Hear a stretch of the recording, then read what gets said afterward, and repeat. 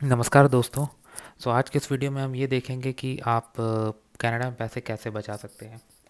तो दोस्तों, ये वीडियो हिंदी में होगा और आगे जाने से पहले प्लीज़ इस चैनल को सब्सक्राइब कर दीजिए ताकि मैं रेगुलर अपडेट आप तक पहुंचाता रहूं।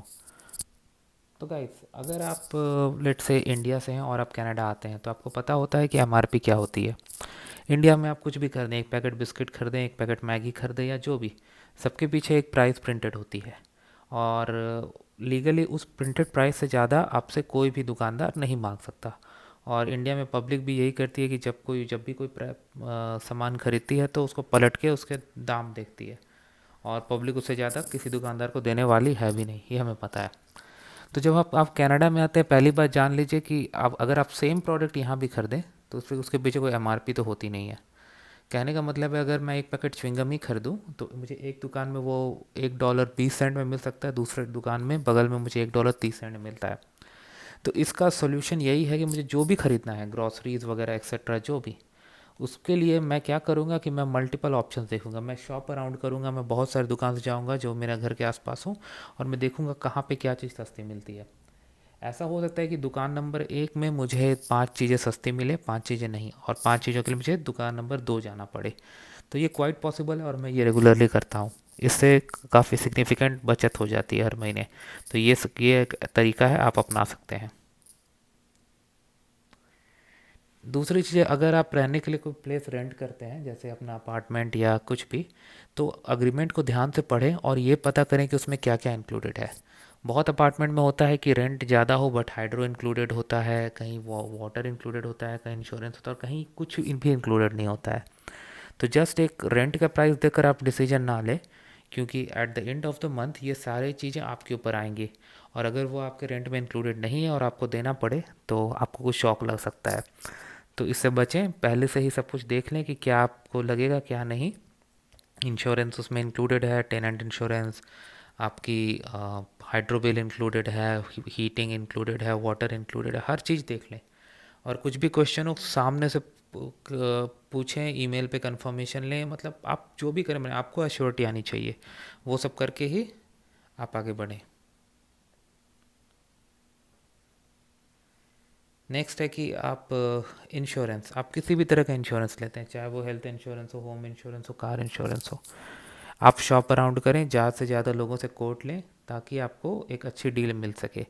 कुछ एक पोस्टल कोड्स में जैसे कार इंश्योरेंस काफ़ी महंगी है, तो ये सब फैक्टर्स बहुत ज़्यादा करते हैं। तो ये सब चीज़ देखकर आप डिसीजन लें, क्योंकि ये आपका पर मंथ का बिल बहुत ज़्यादा कर सकती है। फॉर एग्जांपल, एक ही कार के लिए अगर आप एक पर्टिकुलर पोस्टल कोड में रहें तो वहाँ पर आपको 300 से ऊपर डॉलर भी पड़ सकते हैं, और वही दूसरे पोस्टल कोड में उसी कार के लिए आपको 100 के अराउंड भी पड़ सकते हैं। तो इमेजिन कर लीजिए ये आपके बजट पे कितना ज़्यादा अंतर पैदा कर सकती हैं।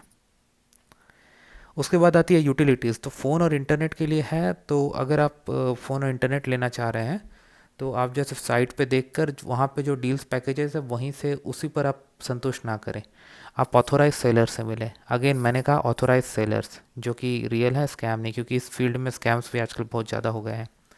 तो जो लोग ऑथोराइज्ड हैं ये पैकेजेस बेचने के लिए, उनसे कांटेक्ट करें। उनके पास कुछ स्पेशल डील्स होती हैं, कुछ प्रमोशंस होते हैं जो कि जनरली साइट्स पे नहीं दिखते और आपको काफ़ी सस्ते में मिल सकती हैं। आपको काफ़ी हैवी डिस्काउंट मिल जाता है, तो वो चीज़ आप ध्यान रखें। अब कॉन्ट्रैक्ट वगैरह है कि नहीं, ये इस पे भी ध्यान रखें, और कॉन्ट्रैक्ट ब्रेक करने पे क्या पेनल्टी पड़ सकती है वो भी आप ध्यान दें। ये आपको शायद थोड़ा फनी लगे, सेल्फ कुकिंग, बट ये रियली थोड़ी अंतर पैदा जरूर करती है। नेक्स्ट है ट्रांजिट प्लानिंग। सो कनाडा में जैसे टोरंटो में आपको टीटीसी है, मिसिसागा माईवे है, और भी सिटीज़ में है। तो टीटीसी जैसे कि मैं कहूँगा एक बहुत ही स्ट्रॉन्ग ट्रांजिट है। जब मैं टोरंटो में रहता था तो मुझे कहीं भी जाने के लिए सोचना नहीं पड़ता था, मतलब मैं आराम से कहीं भी आ जा सकता था टीटीसी यूज़ करके। बट दूसरे जगह में ऐसे नहीं है। तो ये चीज़ आपको बिल्कुल ध्यान से रखना होगा कि आप कहाँ रह रहे हैं और ट्रांजिट क्या है, क्योंकि बहुत सारी सिचुएशन में होती है कि लोगों को शौक होता है कि हम कार रखेंगे। बहुत सिचुएशन में होती है कि आपका बिजनेस आता है कि बिना कार के चल नहीं सकता, तो वो सब फैक्टर्स अलग है। लेकिन आपको ट्रांजिट को ही प्लान करना होगा अगर आप सेव करना चाहें तो। और इंश्योरेंस, तो गाइज इंश्योरेंस कहने का मतलब है हर तरह का हेल्थ इंश्योरेंस। जैसे कनाडा में फ्री हेल्थ केयर है, लोगों को पता है, लेकिन इसमें सारे चीज़ इंक्लूडेड नहीं होते हैं। तो बहुत बार आपको ग्रुप इंश्योरेंस मिल जाती है, बहुत बार लोग खुद से भी लेते हैं। तो ये सब चीज़ पे ध्यान रखिए कि आपके पास एक एडिक्वेट कवरेज होना चाहिए। जैसे कि मेरा रिकमेंडेशन है कि लाइफ इंश्योरेंस ये सब तो आपको लेना ही चाहिए। और अगर कोई आपको विज़िट कर रहा है तो ट्रैवल इंश्योरेंस भी ज़रूर लें, क्योंकि मैं एक दोस्त को जानता हूँ जिसके पिताजी यहाँ आने पर उनका एक एक्सीडेंट हो गया था, और उनको अस्पताल में भर्ती कराने के बाद करीब $15,000 खर्च हो गए। तो इतनी बड़ी अमाउंट कोई नहीं खर्च करना चाहेगा। तो ध्यान रखिए कि आपको ऐसा ना करना पड़े। इस तरह से आप मतलब आप कुछ कुछ थोड़ा अमाउंट खर्च करके उसको कवरेज ले सकते हैं। ये सब चीज़ें बहुत ज़्यादा आपको मैटर करती हैं। तो ये सब तो गाइस जनरल चीज़ें मैंने बताई जो कि आपको रियली हेल्प करेंगी। इसके अलावा भी बहुत सारे फैक्टर्स होते हैं। आपको कुछ क्वेश्चंस हो तो फील फ्री करें, आप इस पर अपने कमेंट्स डालें, मैं डेफिनेटली कोशिश करूँगा कि मैं आपको जवाब दूँ। Thanks guys.